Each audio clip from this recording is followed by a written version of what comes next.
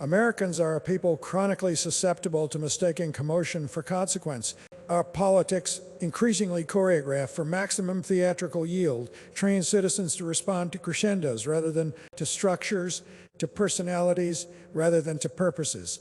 When an event arrives clothed in the language of finality, of betrayal, reckoning, or catharsis, it is therefore prudent to pause, not applaud or recoil, but to inquire. What precisely does this moment reveal about the condition of the Republic? The temptation is to see dramatic political reversals as moral awakenings, as if institutions suddenly rediscover virtue the way one misplaces and then finds a set of keys. History counsels otherwise. Institutions do not repent. They recalibrate. They respond not to epiphanies, but to pressures, constitutional, electoral, economic. What we are witnessing, whatever its immediate provocation, is less a thunderclap of conscience than a barometric shift in the weather of incentives. The American constitutional order was designed with an almost melancholy realism about human nature. The framers assumed ambition would persist, passions would flare, and factions would form. Their solution was not to wish these impulses away, but to channel them through institutions strong enough to restrain excess without extinguishing energy. When those institutions falter, the failure rarely announces itself politely. It arrives disguised as spectacle. This is why moments that feel unprecedented so often prove to be overdue. The Republic does not lurch from stability to crisis overnight. It drifts incrementally as habits of restraint erode and temporary expedients become permanent. By the time the public senses rupture, the underlying tensions have usually been accumulating for years, sometimes decades. The surprise is not that a line has been crossed, but that it took so long to acknowledge where the line was drawn. There is also a deeper civic danger in treating any single episode as decisive. Republics are not saved by purges, nor are they doomed by individual actors alone. They endure or decay, according to whether citizens and leaders alike remain attached to process over passion, to limits over license.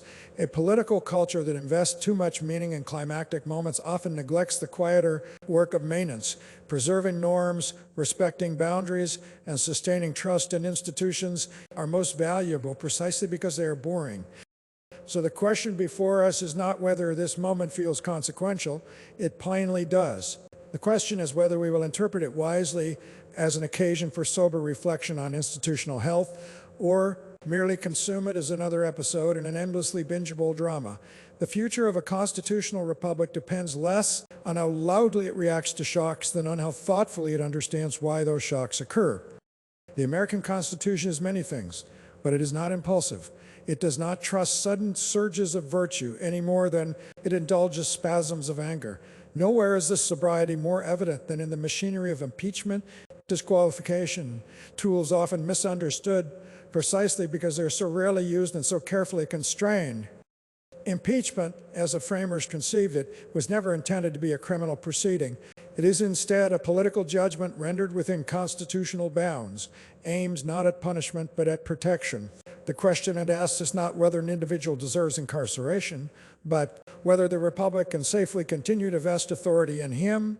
This distinction is not semantic. It is civilizational. By separating political accountability from criminal justice, the Constitution resists both mob vengeance and elite impunity. Equally misunderstood is the provision for disqualification from future office. This is not an afterthought or a flourish. It is a recognition, born of historical memory, that certain transgressions are incompatible with the public trust, even if they fall short of criminal conviction. The framers, steeped in classical history, knew the republics often perish not because laws are broken, but because norms are hollowed out while legality is maintained. Disqualification is the Constitution, a quiet acknowledgement that character matters, not as a moral abstraction, but as a functional necessity. And what is striking in moments when impeachment is invoked is how quickly modern discourse collapses these distinctions. The public debate becomes a referendum on personal loyalty or partisan identity. Rather than a consideration of institutional risk, the Senate is treated as a jury box, senators as prosecutors or defense attorneys, and the Constitution as a script rather than a framework. This theatricalization obscures the framers' intent, which was to slow passions, not inflame them. The high thresholds embedded in the impeachment process, supermajorities, bicameral involvement, layered votes, were designed to ensure that removal from office would be rare and solemn. They forced the system to ask not whether an official is disliked, but whether the cost of retaining him exceeds the cost of removal. This is an inherently conservative calculation in the truest sense of the word. It weighs risks to continuity, stability, and precedent, yet restraint cuts both ways. A mechanism designed to be difficult can, through habitual avoidance, become enfeebled. When political actors treat impeachment as unthinkable, regardless of conduct, they transform a safeguard into a museum piece. The Constitution presumes not only that institutions exist, but that they will be used judiciously when circumstances demand. Neglect is as corrosive as abuse. Disqualification, in particular, carries a forward-looking logic often lost in the din. It is not about settling scores with the past, but about narrowing the range of future risk. The Republic, like any durable institution, must sometimes decide that certain experiments are too costly to repeat. This is not illiberal, it is prudential. Liberal democracy survives not by endless tolerance of destabilizing behavior, but by reinforcing boundaries that make tolerance possible. The tragedy of contemporary impeachment debates is that they so rarely elevate this constitutional logic. Instead, they become proxy wars over cultural identity and partisan grievance. In doing so, they diminish a mechanism meant to dignify the republic by reminding it that power is conditional, office is temporary, and no individual, however popular, is indispensable to constitutional government. Political parties, properly understood, are not expressions of identity but instruments of restraint. They are mediating institutions, structures designed to aggregate interests, discipline ambition, and translate public sentiment into governable outcomes. In the American tradition, parties have served as shock absorbers between raw public opinion and the machinery of the state. When they function well, they dampen extremes, reward patience, and elevate competence over charisma. This understanding has fallen conspicuously out of fashion. Parties today are increasingly treated as tribes, emotional communities organized around loyalty tests rather than governing philosophies. The shift is subtle but consequential. Institutions ask adherents to submit to rules. Tribes ask only for allegiance. Institutions moderate behavior. Tribes amplify it. When parties cease to see themselves as custodians of process and instead as vessels for passion, they forfeit their most valuable civic function. Historically, American parties were never paragons of virtue, but they were schools of politics. They taught candidates how to compromise, how to endure incremental progress, how to accept partial victories. Advancement required patience and coalition building, not merely the ability to dominate a news cycle. The party, not the personality, was the enduring unit. Individuals rose and fell, the institution remained. The personalization of politics disrupts this equilibrium. When parties subordinate themselves to a single dominant figure, they outsource judgment and suspend internal discipline. Dissent becomes heresy, prudence becomes weakness, and loyalty replaces deliberation as the primary political currency. Over time, the party's capacity for self-correction atrophies. It becomes reactive rather than governing, expressive rather than responsible. This transformation is not merely cultural, it is structural. Modern media ecosystems reward outrage and immediacy, privileging figures who can command attention over those who can manage institutions. Parties, anxious to remain relevant, adapt to these incentives. They tolerate excess so long as it mobilizes voters, postponing the reckoning that eventually arrives when mobilization begins to threaten governability. The conservative tradition has long warned against this dynamic. Edmund Burke famously described a party as a body of men united for promoting by their joint endeavors the national interest upon some particular principle. The emphasis is on principle, not personality, on national interest, not factional gratification. When parties abandon this conception, they become instruments of power untethered from purpose. There's an irony here worth noting. Parties that surrender themselves to charismatic dominance often do so in the name of authenticity, claiming to give voice to the people against elite manipulation. Yet in doing so, they render themselves less representative, not more. Internal debate narrows, gatekeeping functions collapse, and the range of acceptable views shrinks. What remains is not popular sovereignty, but plebiscitary leadership, a far more brittle arrangement.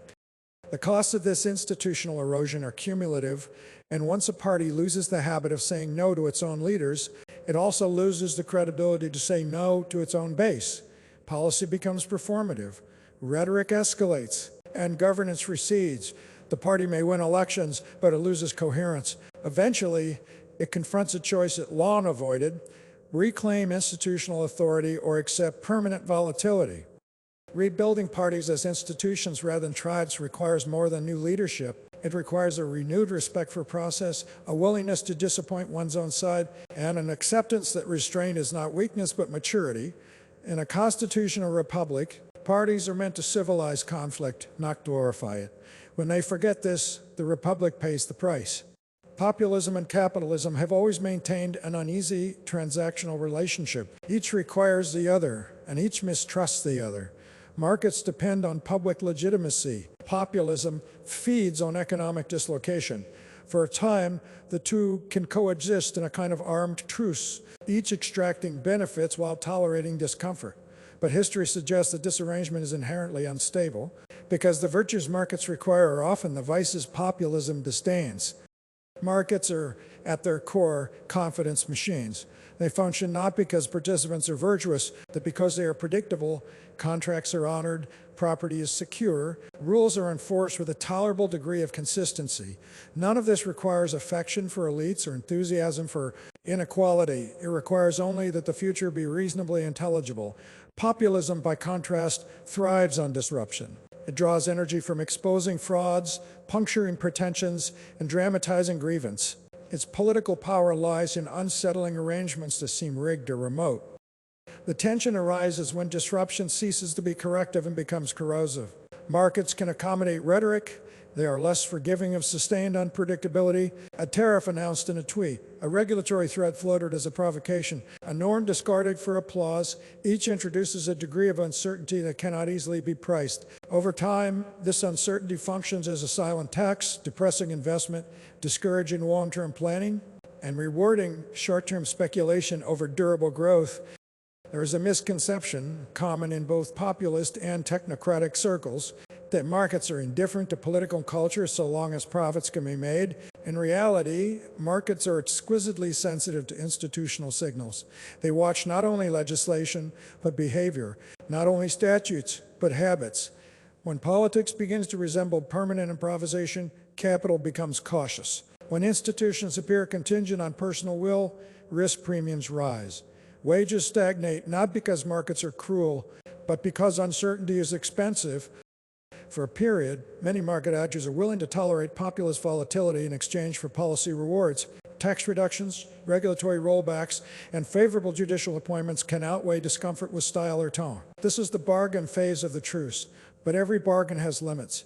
When populist energy turns inward, when it targets the referee rather than the opposing team, the calculation changes. Markets can navigate policy disagreement. They cannot function amid doubts about enforcement. The rule of law is not merely a moral aspiration. It is an economic infrastructure. Courts, procedures, and norms are the plumbing of capitalism. They are invisible when they work and catastrophic when they fail. A political movement that treats legal institutions as enemies rather than arbiters may gain applause, but it also injects a level of systemic risk that markets are ill-equipped to absorb. At that point, toleration gives way to resistance. This does not mean markets are altruistic guardians of democracy. They are not. They defend stability because stability is profitable, and their concern for institutions is instrumental, not philosophical. Yet this instrumental concern can at times align with constitutional preservation. The alignment is imperfect and morally unsatisfying, but it is real. Markets do not ask whether a political movement is sincere, they ask whether it is manageable. The conservative insight, often forgotten, is that markets themselves require restraint, cultural, legal, and political. They flourish not in conditions of permanent agitation, but in societies that value continuity and incrementalism. Populism, when it forgets this, becomes self-defeating. It promises empowerment but delivers volatility. It seeks justice but produces anxiety. The uneasy truce between populism and the market always ends the same way, not with reconciliation, but with recalibration. The question is not whether disruption will be corrected, but how much damage will be done before the correction arrives. A republic that understands this dynamic early can manage it. One that learns it late pays a higher price in growth foregone, trust eroded, and institutions strained beyond easy repair. Among the American institutions most taken for granted precisely because it functions without spectacle is the judiciary. Courts do not rally crowds, command armies, or issue proclamations to cheering audiences. Their power is quieter and therefore more easily misunderstood. Yet it is difficult to imagine a modern society, commercial or constitutional, surviving long without them. The judiciary is the republic's ballast, unseen, uncelebrated, and indispensable. The founders understood this with remarkable clarity. Alexander Hamilton, in Federalist No. 78, described the judiciary as the least dangerous branch precisely because it possessed neither the power of the purse nor the sword. Its authority would rest on judgment alone. This apparent weakness was, in fact, its strength. A judiciary that commands compliance without coercion depends entirely on public confidence. Confidence that decisions are rendered according to law, not passion, and enforced without fear or favor. This confidence is not merely a civic abstraction, it is an economic necessity. The rule of law is the precondition for everything, from mortgage lending to multinational investment. The contracts are promises about the future, and courts are the institutions that make those promises credible. Without reliable adjudication, commerce retreats into informality or corruption. Capital, like water, seeks the lowest level of uncertainty where courts are politicized or intimidated. Capital drains away or demands compensation in the form of higher returns, fewer jobs, and slower growth. There's a tendency, especially in populist rhetoric, to treat courts as obstacles rather than guarantors, as elitist redoubts standing between the people and their will. This view mistakes impatience for empowerment. The judiciary's purpose is not to accelerate outcomes, but to legitimate them. By slowing decisions, by insisting on procedure, courts protect minorities from majorities and individuals from mobs. In doing so, they also protect markets from caprice. Business leaders, often caricatured as indifferent to democratic norms, are acutely aware of this reality. They may lobby legislatures aggressively, but they rely on courts reverently. Legislators can be persuaded, judges must be trusted, a tax code can change. A legal system that enforces contracts must endure. This is why even the most deregulation-minded enterprises recoil when judicial independence is threatened. They understand, perhaps better than most, that law is the skeleton key of capitalism. The danger arises when political movements blur the distinction between criticism of decisions, delegitimation of the institution itself. Disagreement with a ruling is not only permissible but healthy. Sustained campaigns to intimidate or discredit courts, however, corrode the very mechanism that makes peaceful disagreement possible when judges are portrayed as enemies rather than umpires. The implication is that outcomes matter more than rules, that logic, once unleashed, rarely confines itself. The conservative tradition has long emphasized the virtue of institutions that restrain both rulers and the ruled. Courts embody this restraint. They frustrate immediate desires in service of long-term stability. They remind citizens that not every grievance has a political remedy and not every injustice a legislative fix. This modesty is unfashionable in an age addicted to immediacy, but it is the quiet source of national endurance. A society that undermines its judiciary in pursuit of short-term victories is engaging in a form of civic disinvestment. The returns may appear attractive, swift action, gratifying rhetoric, but the long-term costs are severe. Trust, once eroded, is not easily restored. Legal uncertainty metastasizes into economic hesitation, social suspicion, and political escalation. The paradox is this. The judiciary's greatest contribution is its refusal to be exciting. It does not promise redemption, only resolution. It offers no applause lines, only footnotes. Yet in those footnotes lies the architecture of both liberty and prosperity. To defend the courts is not to sanctify judges. It is to preserve the conditions under which disagreement can remain civil and commerce can remain possible. One of the oldest lessons in political theory is also one of the most frequently ignored. Power, when personalized, behaves differently than power when institutionalized. Institutions diffuse responsibility, personalities concentrate it. The former encourage deliberation and continuity, the latter invite improvisation and excess. Republics are designed to run on the first principle, but they are perpetually tempted by the second. The personalization of power introduces a profound moral hazard, not merely for leaders, but for those who follow them. When authority is vested in an individual rather than an office, incentives shift. Loyalty begins to outweigh judgment. Outcomes matter more than methods. Supporters excuse conduct they would otherwise condemn, reassuring themselves that the cause sanctifies the instrument. Over time, the extraordinary becomes ordinary, and the unacceptable becomes merely inconvenient. This dynamic is not new. History offers a long catalog of republics that slid into instability not through coups, but through charisma. The Roman Republic did not collapse because its institutions vanished overnight. They were hollowed out gradually as citizens transferred allegiance from offices to men. Once that transfer occurs, the law remains on the books but loses its commanding authority. It becomes something to be navigated rather than obeyed. Modern democracies are not immune to this temptation, particularly in an age that rewards immediacy and emotional connection. Media environments of privileged constant engagement naturally elevate figures who can command attention. Institutions, by contrast, are slow, procedural, and untelegenic. The result is a cultural imbalance. Leaders are judged by their ability to dominate the moment rather than steward the system. Moral hazard emerges when followers internalize this imbalance. They come to believe that their leader's survival is synonymous with their own dignity, that criticism of him is an attack on them. This fusion of identity and authority is politically intoxicating and civically dangerous. It discourages accountability by reframing it as persecution. It transforms setbacks into conspiracies and constraints into betrayals. For the leader, the incentives are equally corrosive. When success depends on sustaining emotional intensity, moderation becomes a liability, escalation is rewarded, restraint is punished. Each controversy must surpass the last to maintain attention and loyalty in such an environment. Norms are not broken because leaders are ignorant of them, but because breaking them demonstrates dominance. The line crossing becomes the point. The conservative tradition has always been wary of this phenomenon. Its skepticism toward concentrated power, whether governmental, corporate, or charismatic, rests on the assumption that human nature is fallible. Systems are built not to celebrate virtue, but to compensate for its absence. When conservatism forgets this, when it substitutes faith in a person for faith in process, it abandons its own intellectual inheritance.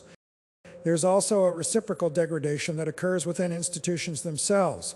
Parties and legislatures that tether their fortunes to a single figure lose the capacity for independent judgment. They become reactive, constantly adjusting to the leader's needs rather than articulating their own principles. This dependency deepens the moral hazard. Once disentanglement becomes too costly, even obvious risks are tolerated. The eventual reckoning, when it arrives, is rarely clean. Removing a personalized leader does not automatically restore institutional health. The habits cultivated during the period of personalization, distrust of procedure, contempt for compromise, suspicion of neutral authority linger. Followers feel dispossessed. Institutions feel brittle. The system survives, but with scars. The deeper cost is cultural. Citizens accustomed to personalized politics struggle to reorient themselves toward impersonal governance. They mistake predictability for stagnation and restraint for cowardice. The virtues that sustain republics, patience, humility, forbearance, seem pallid compared to the emotional intensity of charismatic rule. Yet it is precisely these quieter virtues that make self-government possible. A politics organized around institutions rather than idols does not promise catharsis. It promises continuity. It does not offer heroes. It offers habits. Moral hazard thrives where expectations are unrealistic and loyalty is unconditional. It recedes when citizens demand not salvation, but service. The challenge, after a period of personalized power, is not merely to move on from individual, but to relearn the discipline of institutional loyalty that is harder work than replacing a leader. It requires citizens to accept limits again, to tolerate frustration, delay, and disappointment. But without that acceptance, the cycle simply repeats, with new personalities inheriting the same destructive incentives. One of the enduring errors of political elites is the belief that crises are solved once they are managed at the top. Remove the offending figure, stabilize the markets, reassure institutional stakeholders, and normalcy will reassert itself. This is a comforting illusion and a dangerous one. Political systems rarely unravel from the summit downward. They erode from the middle outward, as lived experience diverges from official assurances. The economic discontent that fuels populist movements is not a hallucination. nor is it reducible to misinformation and resentment alone.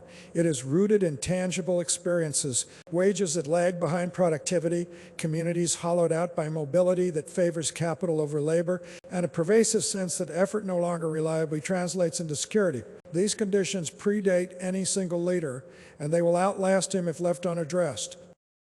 Elite correction, by which one means the coordinated response of party leadership, donors, and institutional guardians, can mitigate immediate instability. It can lower volatility, restore predictability, and reestablish procedural order. These are not trivial achievements, but they are also insufficient. Stability imposed from above, absent renewal from below, tends to feel like management rather than representation. It treats symptoms while leaving causes intact. There's a conservative insight buried here, too often neglected. Markets are efficient allocators of resources, but they are indifferent distributors of meaning. A society that measures success exclusively in aggregate terms, GDP growth, stock indices, capital flows, risks overlooking the localized failures that corrode legitimacy. When economic gains are diffused but losses are concentrated, the political consequences are predictable. People do not revolt against statistics, they react to stagnation in their own lives. The post-war American order managed this tension through a combination of growth, mobility, and institutional trust. Even those who lost ground economically often believed the system was fair, or at least corrigible. That belief is weakened. In its place has grown a suspicion that the rules are written elsewhere for others, and enforced selectively. Elite corrections, however necessary, can reinforce the suspicion if they appear self-protective rather than restorative. There's also a temporal mismatch at work. Markets and institutions operate on long horizons. Political anger operates in real time. When citizens are told that stability requires patience while they experience precarity daily, the appeal of disruption grows. Populism promises immediacy, results now, accountability now, recognition now. Even when these promises are illusory, they resonate because they acknowledge urgency. The danger from an institutional perspective is assuming that removing a destabilizing figure resets the clock. It does not, it merely changes the terms of the next confrontation. Economic discontent, if unmet by credible reform, seeks new outlets. Sometimes these outlets are less theatrical but more disciplined. Sometimes they are more ideological. Rarely are they more forgiving. A serious conservatism must therefore resist the temptation to declare victory once volatility subsides. Order without opportunity is brittle. Markets may stabilize, but legitimacy will not peak. The task is not to suppress populist energy, but to civilize it, to reconnect economic policy with social reality and institutional reform with lived experience. This does not require grandiose programs or revolutionary schemes. It requires attention to incentives at the human scale, work that pays, mobility that feels attainable, institutions that respond without condescension. It requires acknowledging trade-offs honestly, rather than disguising them in technocratic language. Above all, it requires humility, the recognition that elite competence, however real, does not confer moral exemption from accountability. Elite correction can prevent collapse. It cannot by itself generate renewal. That work belongs to a politics willing to engage discontent without exploiting it, and to reform institutions without scorning them. Anything less leaves the republic quieter, perhaps, but no more secure. Periods of political excess often produce a familiar temptation to believe that once the fever breaks, health automatically returns. History suggests otherwise. Fevers subside for many reasons, not all of them salutary, and recovery depends less on the disappearance of symptoms than on the restoration of underlying strength. For conservatism, the challenge after a period of populist intensity is not simply to resume old habits, but to examine which of those habits proved unequal to the strain. Conservatism, properly understood, is not nostalgia masquerading as principle. It is an ethic of limits, an insistence that human fallibility requires durable institutions, dispersed power, and skepticism toward grand promises. When conservatism loses confidence in these restraints, when it trades institutional loyalty for emotional mobilization, it forfeits its distinct contribution to democratic life. What remains is not conservation, but competition on terrain better suited to its rivals. The post-fever moment invites a reckoning with this failure. It asks whether conservatism will reassert itself as a philosophy of governance or remain a posture of grievance. The former demands patience and humility. The latter offers immediacy and applause. One sustains republics, the other exhausts them. A renewed conservatism would begin by reclaiming respect for process, not as a fetish, but as a recognition that fair procedures are the only reliable substitute for perfect outcomes. This means defending institutions even when they frustrate partisan goals, and accepting losses without alleging illegitimacy. It means valuing predictability over performance, and continuity over catharsis. Such a conservatism would also revisit its relationship with markets. Free enterprise remains a powerful engine of prosperity, but it is not self-justifying. Markets depend on cultural and legal preconditions they cannot create on their own. When economic arrangements consistently undermine community stability or erode civic trust, conservatism must respond with reform rather than denial. This is not a concession to populism. It is fidelity to reality. There's room here for a conservatism that speaks seriously about work, mobility, and place about the dignity of employment that sustains families and the importance of communities that anchor lives. These concerns need not be expressed through protectionism or performative outrage. They can be addressed through incremental policy, federalism, and a willingness to experiment without absolutism.